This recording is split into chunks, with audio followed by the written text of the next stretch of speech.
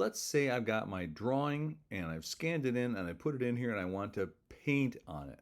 So as you know, I've got this first layer set to multiply instead of normal. So that makes it transparent to what's underneath.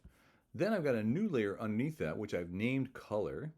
And on that layer is where I want to paint. So I could just go get a paintbrush and start going and go, oh man, I got to stay inside the lines. It's not working very well. So there might be better ways to do that. There are. I'm going to use my magic wand tool, come back up to layer one, and click inside the helmet. And what it's done is selected inside that space and kind of stopped at the edges. And I can add to it, shift click, and put that part of the helmet in there.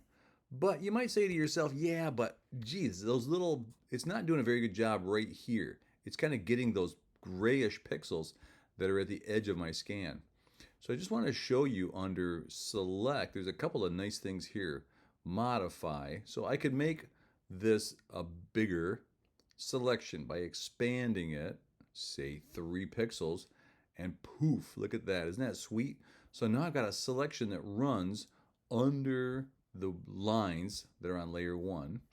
And I can go back in here again and say, I'm going to shift and add this to it so that it's, gives me a better version of that. I'm going to use the lasso tool to do that and get a little more in here. But I'm pretty happy with how that selection worked out. Keep in mind, if this break were open, that selection would be all the way out. It's got to be a closed shape in order for this to work. And then what I can do is come back, click on my color layer, click on my brush, and paint to my heart's content. I can't paint outside the lines because it's a selection. And then what I can do if I wanted to is come back and flip this and get a little brush here and do maybe a little softer edge on that. I've got a 25 pixel brush, so maybe I'll make that a little bit smaller. Hardness is 0 right now, I'll make that about 7%. And then nice little shiny there. So you can do a lot of fun things in order to get this thing to look pretty cool. So that's how you would use the modify selection tools. You'll notice also you could make a border, which gives you a shape around the selection you've got. It'll smooth it, you can expand it, contract it, or there's our friend, feather it.